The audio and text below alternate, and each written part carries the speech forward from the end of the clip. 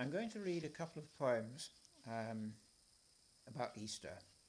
The first one was from a greetings card I wrote some years ago, and it's simply called Easter.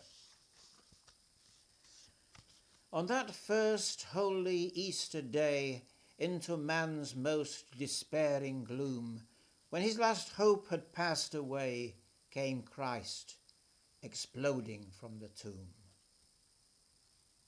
Into the darkness of the dawn, out of his holy mountain cave, beauty and truth were strangely born, and Christ erupted from the grave.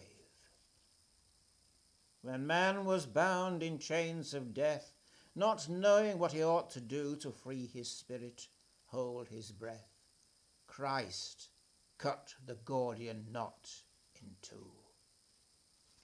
It was outrageous, was his birth, but more outrageous he should die, and be deserted in the earth, who should illuminate the sky. And so, as bold as shining brass, all men shall rise again with him. What cannot be has come to pass.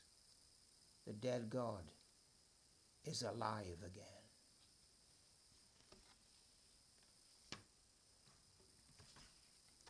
And the second poem is one I wrote this morning about meeting God in a garden.